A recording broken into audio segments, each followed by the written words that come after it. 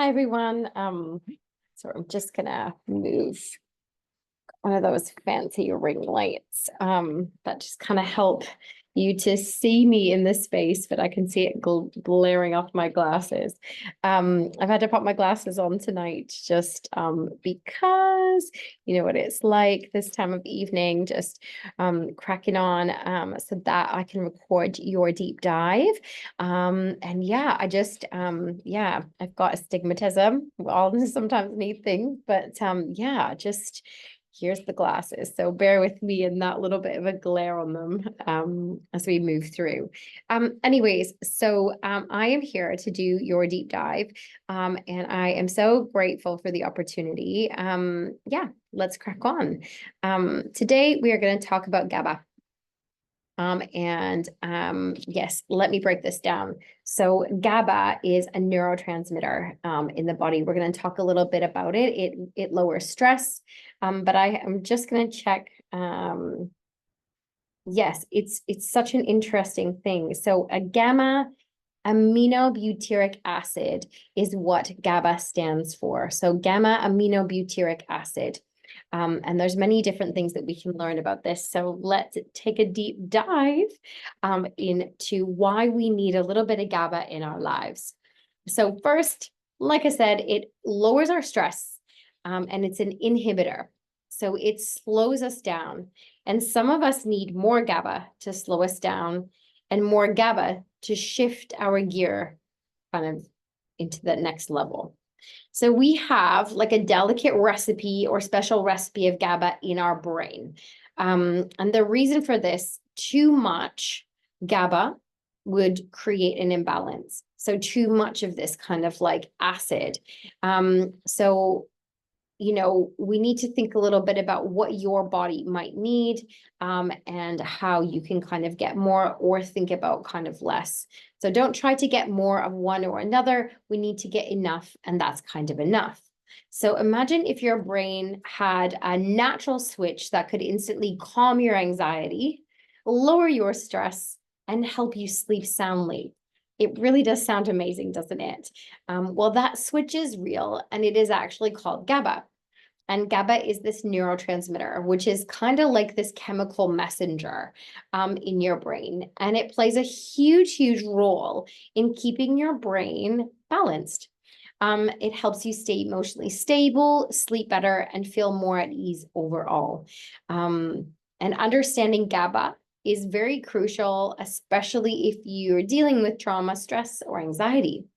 So today we're going to spend some time deep diving and learning how we can optimize our GABA levels and how we can take control of our mental health, reducing the overwhelming feelings and start maybe living and feeling a little bit more balanced within ourselves as we move through some of the easier things or the more challenging things. And yeah, it's always nice to kind of explore, you know, more language in order for us to understand ourselves.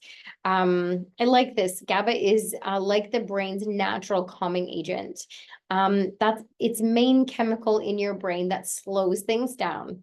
And it keeps your mind from getting too overactivated or stimulated or overstimulated, sorry.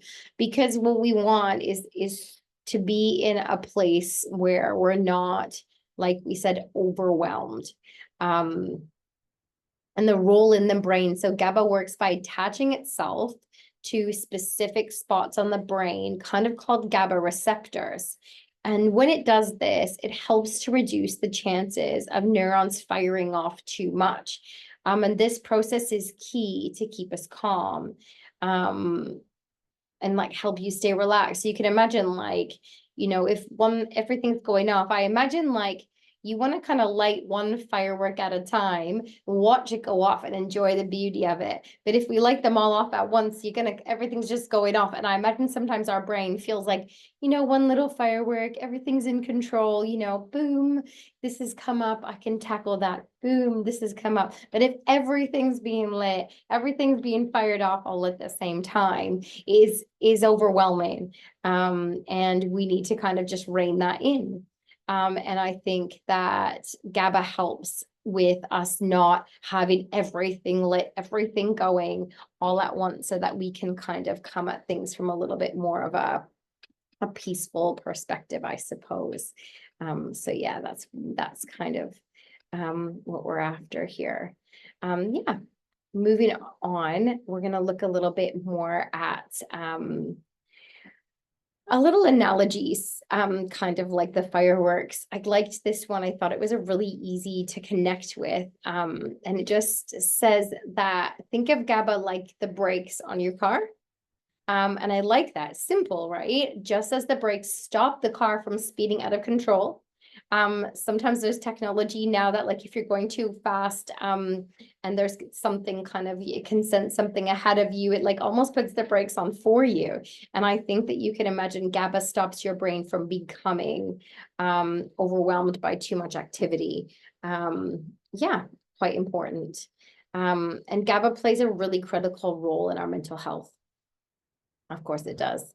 When GABA levels are low, it can lead sometimes to those feelings, those anxious feelings, those feelings maybe being lonely, depressed, and PTSD. So that's when they're really low. And these are conditions, occur because without enough GABA, the brain struggles to regulate our emotions and stress. It makes sense. And I love this because it is just thinking about, like, this is what's going on in our brain. Like, these are these like kind of amino acids, aren't they?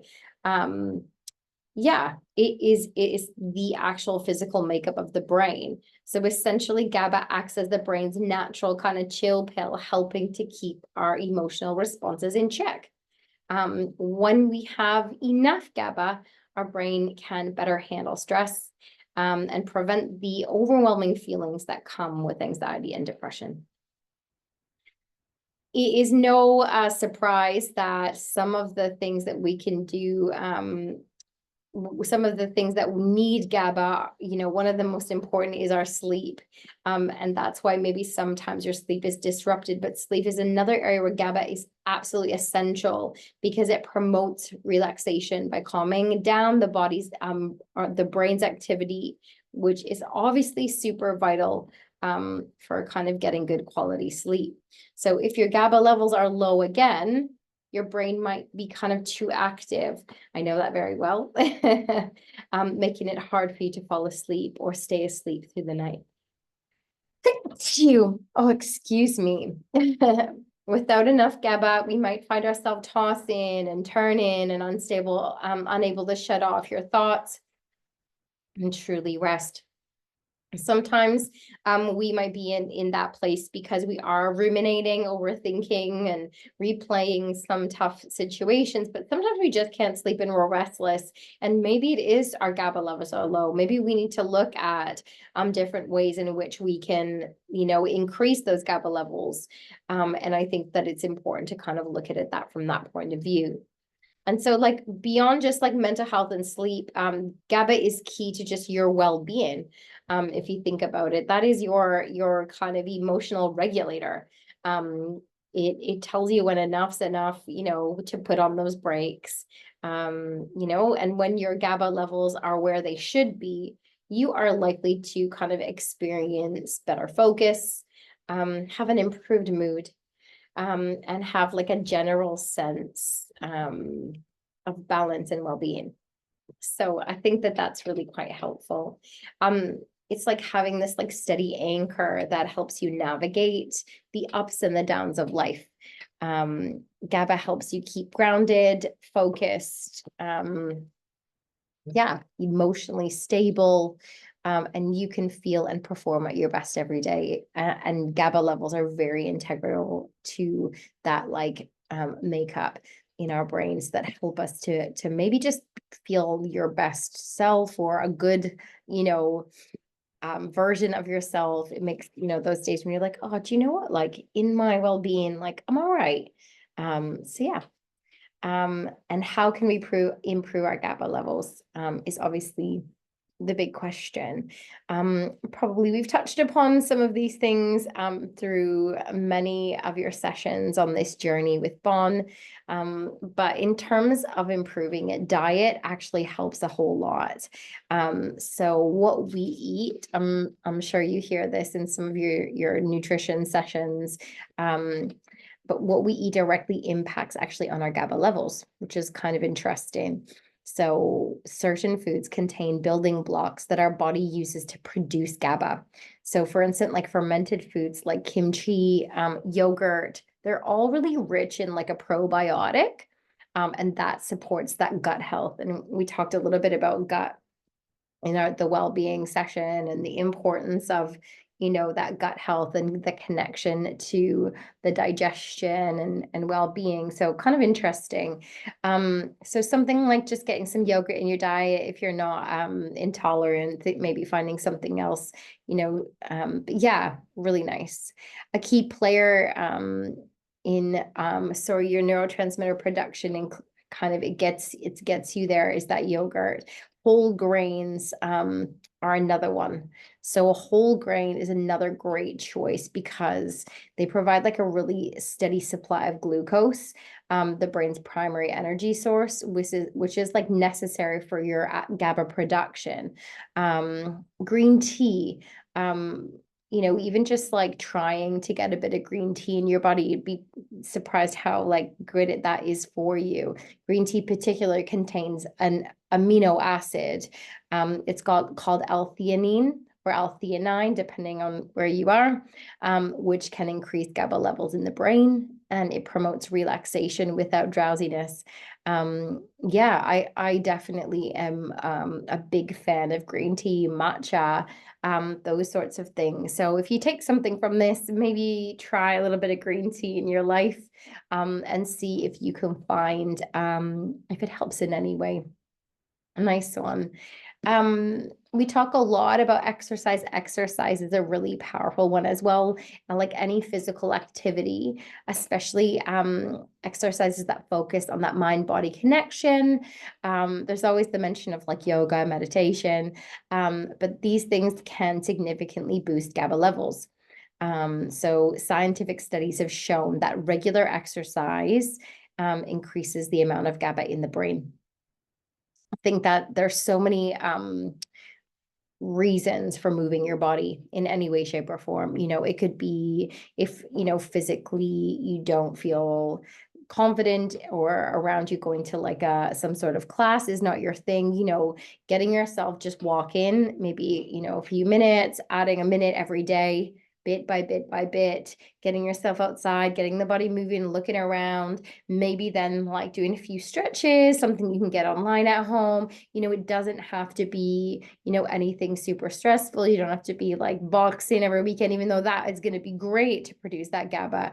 But there's a direct correlation often with your well-being and your, I want to say, involvement with movement, your, relationship with movement. I think maybe that's a really nice phrase for it. So maybe try your best to do something that gets your body moving. Can you walk to the shop rather than drive? Like, could you incorporate a little bit more walking to do the things that you like to do? That's part of blue zones as well. And like longevity of life, it's one of those key correlations. If you followed, I think one of the module 3 is all about blue zones, so that connection there will make sense if you go over to that, if you're not there yet. But during that movement, that GABA, those GABA levels are boosted.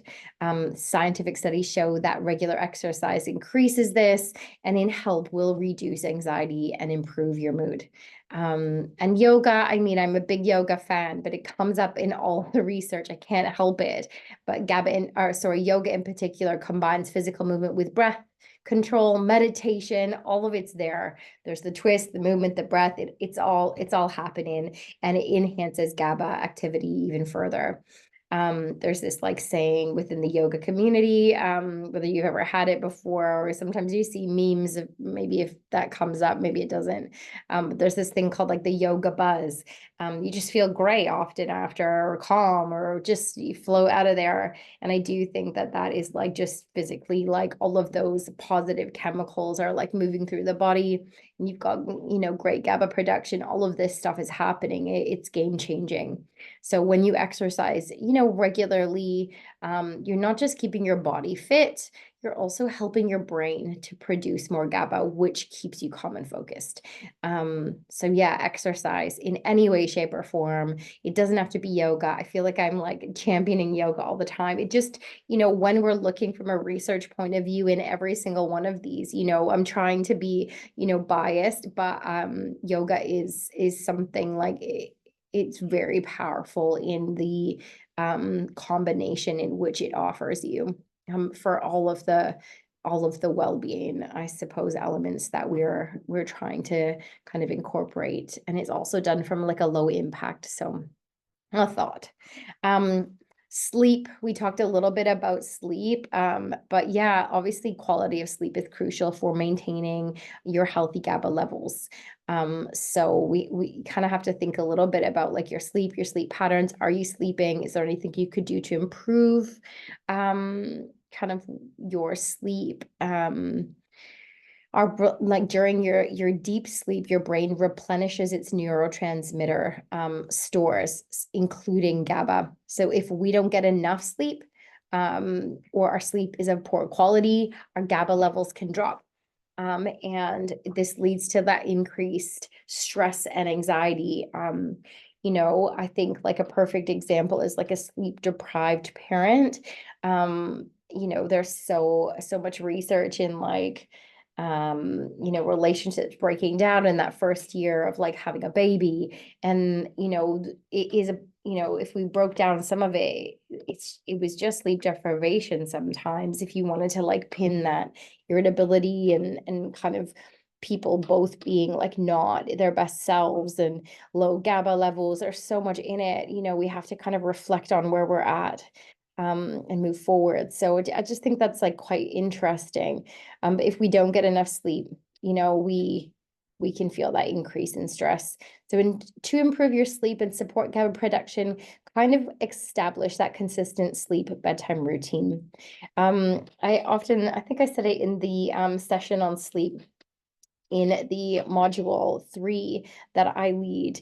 But going back to like the analogy of a baby, if you ever like babysit, or if you had children of your own, or just friends, I want you to imagine that like the first thing that we do as humans is we kind of like set at that routine. We get them in cozy pajamas, we wrap them in a really cozy blanket after bath time, we put cream on them, some people put music on, some people read books, then go in the dark and you kind of have this lovely rocking cuddling moment. And the only reason why I'm raising this as an example is that it's the first thing that humans do to support like new baby humans. We set them up in like the best possible place for sleep. But as we get older, we so easily let go of that self-care for sleep. It is so wild. Even like I can reflect on, how long I'm like kind of just like numbing out, flicking through things that don't matter, on my phone. Or I mean, there's nothing wrong with like watching TV to relax the brain, but sometimes you get hooked on something and you watch that next episode and you probably could have gone to bed an hour or two earlier. I would never ever feed a child coffee, in the second part of the day, never mind drinking anything caffeinated, before bed. These sorts of things we all do for ourselves, to ourselves. And then we wonder sometimes, well, why we're not feeling our best selves. And I think that there's so much research out there on how we can continue to learn and grow and take information in. And also like there's a really direct correlation with like GABA production. So if we're feeling rubbish, maybe we could maybe look at the source. I think I think it's Marianne will, is it Marianne Huffington?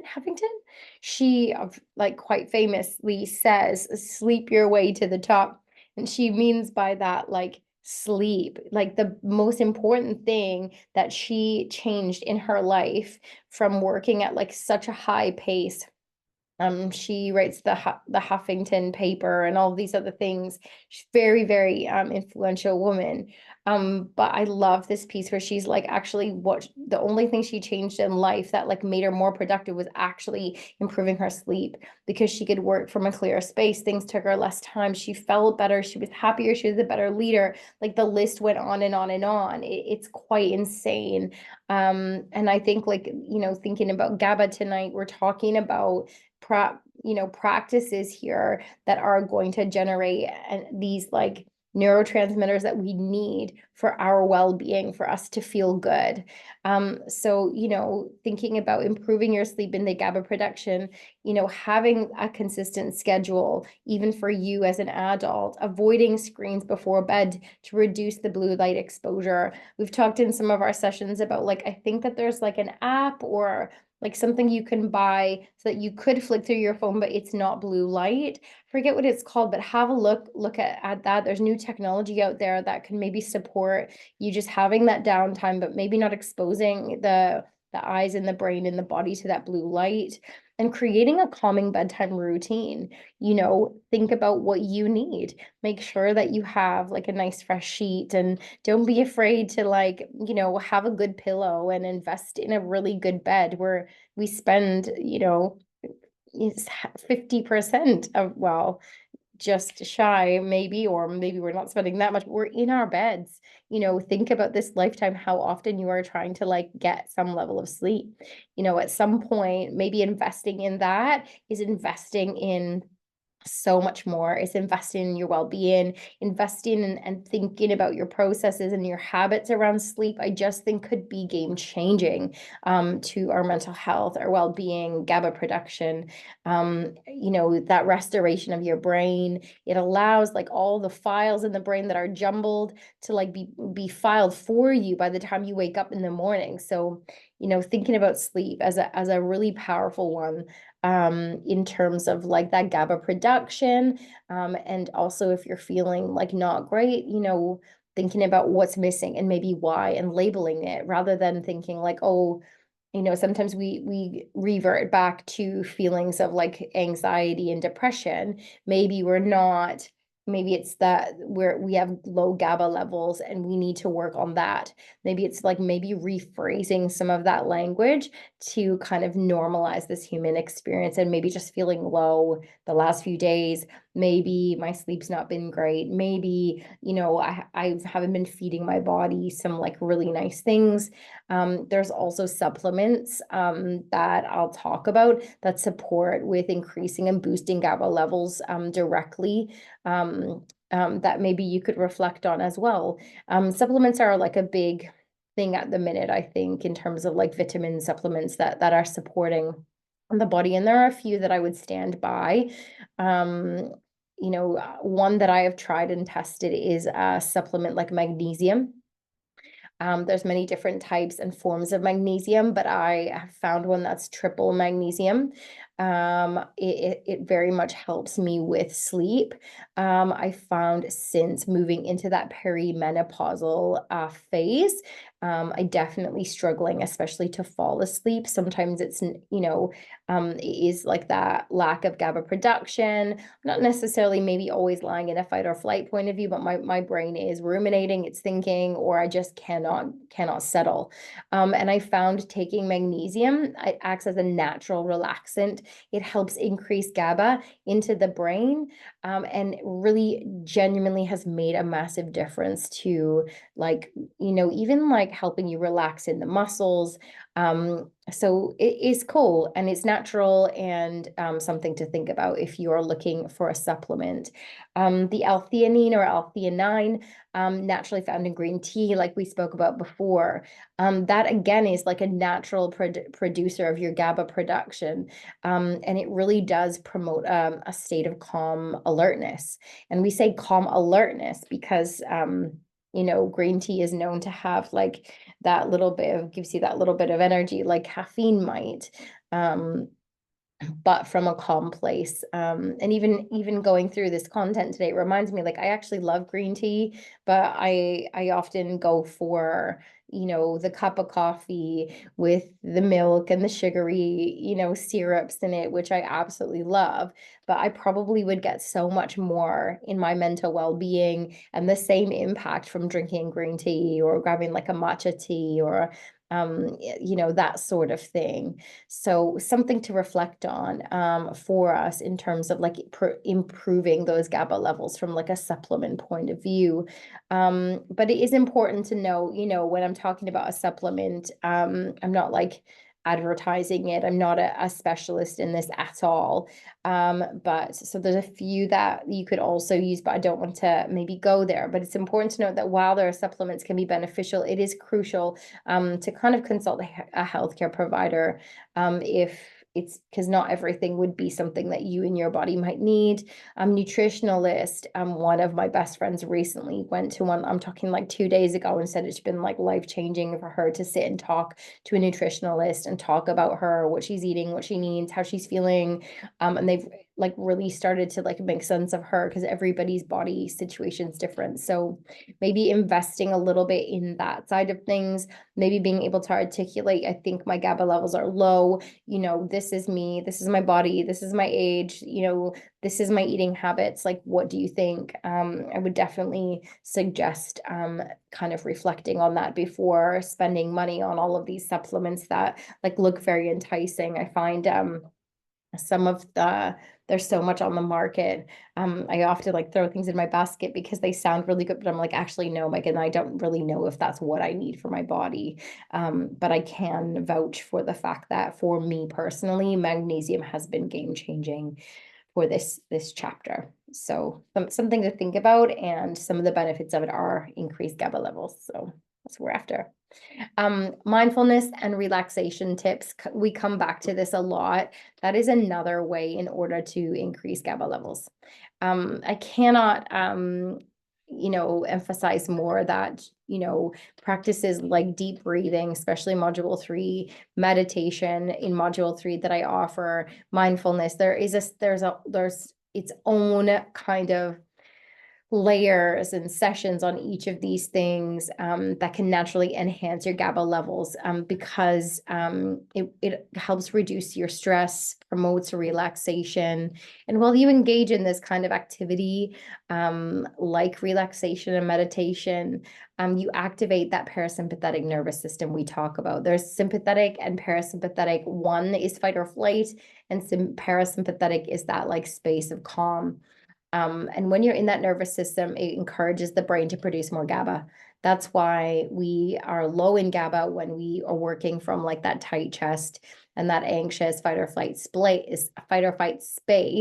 So we can calm our nervous system. We can produce, more GABA, find a bit more balance, and then we can continue from much more clarity, making decisions, working through, letting go, finding space to feel, our better, best selves. So yeah, lots to think about there. It helps stabilize our mood. So yeah, the body's way of counteracting stress and restoring balance is to produce more GABA. It's balance within our brain. And I like it. I like that we have that we can kind of call upon it. So for instance, like deep breathing increases oxygen to the brain, like we did, we're going to inhale and slowly exhale. You go to this week's well-being one, we did a little bit of breath work, a little bit of emotional cord cutting and kind of meditation techniques, but that would have produced GABA levels for us. And it leads to a calming effect. It triggers the release of GABA, as you breathe, as that oxygen's released. Really cool. Yeah, it's stabilizes mood, all of these things. That's why meditation often works from this like neurotransmitter sort of point of view, from what's going on, brain and body. So simple yet powerful techniques can be integrated into your daily routine if you want. I know it's definitely hard sometimes, but meditation can just be slowly taking 3 deep breaths, inhaling and slowing down the exhalation. It could be that simple. It could be just stopping and taking some time to look down and just notice when you breathe in and when you breathe out, and maybe seeing if you can just take 5 deep breaths in and out and in and out. It could be square breathing, a technique. Again, go back to module 3. I definitely would say access module 3 for that GABA. That's what you want. You want to get those GABA levels up, go back to your module 3, use your square breathing, use all of those things that are there for you. Yeah. So I suppose incorporating some of these lifestyle changes, maybe dietary things, asking some questions, accessing some help, doing a bit of research on your own about GABA levels. Maybe sometimes this helps you, and maybe with mindfulness practices as well. You might be able to boost your GABA levels, and maybe that in itself will help you to kind of boost your well-being, get yourself into like a little bit of like, I am feeling all right to tackle today. And I know that like I have things that I can grab onto and I know what they're going to do for me. This approach not only helps you manage stress and anxiety, but it promotes a greater sense of kind of calm and focus, and it's all about balance, isn't it? I have a few case studies that I will talk you through, and then we will wrap up our deep dive. So kind of like a real life example of how GABA boosting practices can like make a big, profound difference. Um, there's like obviously looking at client one. Client one really struggled with severe anxiety and PTSD. And despite trying like various treatments, they found like not as much relief as they had hoped. So within, this kind of therapy, they decided to focus on naturally increasing GABA levels as like their approach, which I thought was a really cool approach. And this involved making significant changes to kind of diet, incorporating more GABA supportive foods like those fermented products we talked about, green tea. They also started a daily meditation practice, which could just be listening to a recording, laying there before bed in the morning. Seems simple. These are like really physical, tangible things that you could do as well. And we know that these things enhance GABA production in the brain. Additionally, they began to take a GABA supplement. They combined it with magnesium and further support the brain's natural calming processes, which is awesome. So thinking about this like combo, overall, their symptoms of anxiety and PTSD, see, they didn't disappear. This is like part of our story and our journey, but they significantly reduced. This is all like kind of a true I want to say like anecdote, I suppose. And over time, there's, things reduced. They reported feeling more in control of their emotions, less overwhelmed by stress. So when something stress came, it didn't feel so shocking and overwhelming. It felt like, okay, I know this, I can kind of work through this, solution focused. And then they began to actually sleep better. And sleep, that little like key, isn't it? It's like that puzzle piece that if we can get sleep right, which I know is massively affected by, our anybody who's experienced trauma, but if we can get sleep right, you can really, really start harnessing in on like that well-being. It really is like such a integral part of like feeling good. So yeah, overall, like this case study, this example shows the power of GABA. And when it's properly supported with kind of mindfulness, maybe supplements don't have to, but I would maybe like ask some questions around that, maybe looking at diet, looking at movement, just maybe even trying 1 or 2 of them, maybe just throw some meditation on, replay some of the things from module 3, like all of these things will help. Yeah. I'm sure not just module 3, but that's the one I know the best, obviously, because I did it. I'm sure Bon has like little nuggets that are GABA producers all the way through your course. So, just taking that on board as you kind of move through it. Another little case study here, kind of one that shows the impact of exercise. Because there's so much compelling research to back up the GABA production of exercise. But a study examined the effects of regular yoga practice on GABA levels. The researchers found that individuals who practice yoga consistently had higher levels of GABA in their brain compared to those who didn't. So they obviously just testing GABA levels. You do yoga often, you don't. And actually there was a significant difference between the two. Very simple but easy research to go, okay. And then we know so much about GABA being our brain balancer, and we need it. So yoga seems like a really cool option. The higher GABA levels in this research were directly associated as well with lower anxiety levels among those yoga practitioners. Which is cool. The study highlights how physical activity, not just people who do yoga, but how physical activity, particularly exercises that combine movement with breath control and mindfulness, Pilates, that kind of thing as well. Finding time for that deep breath can significantly enhance your GABA production. And again, it really does help to reduce anxiety and your overall well-being and mental health. So kind of cool. And yeah, just finally, just a little bit more scientific research, and we'll kind of wrap up. So that the scientific community has been really interested in understanding GABA. We're in such an exciting world. I'm so honored to be learning and growing and presenting content like this with Bon. It's an ongoing, forever changing world right now because neuroscience, I think we're just touching the sides. I can't even imagine where we'll be and what we'll know about ourselves as humans in the brain, and how we can maybe feel better and happier and tackle a little bit of mental health just from knowledge. But yeah, the science community is really looking at GABA's role in our mental health. We all have mental health. We take, our, just like our hygiene, we all have to kind of check in from time to time. Some of us more than others if we've had some darker, heavier experiences to work through. But particularly, they're looking at the impact of GABA on anxiety and sleep.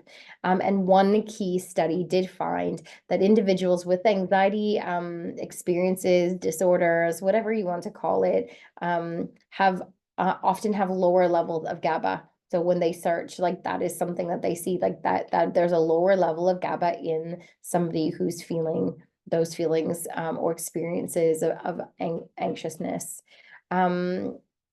So with those being increased GABA levels, whether through dietary changes, supplements, practices like meditation, like we've said, the individuals experience a noticeable reduction in anxiety. So there's so many studies, like I can't even tell you, like if you research, there's different people writing all about it. GABA levels are coming back to where they need to be based on adding in all of these things that we spoke about today.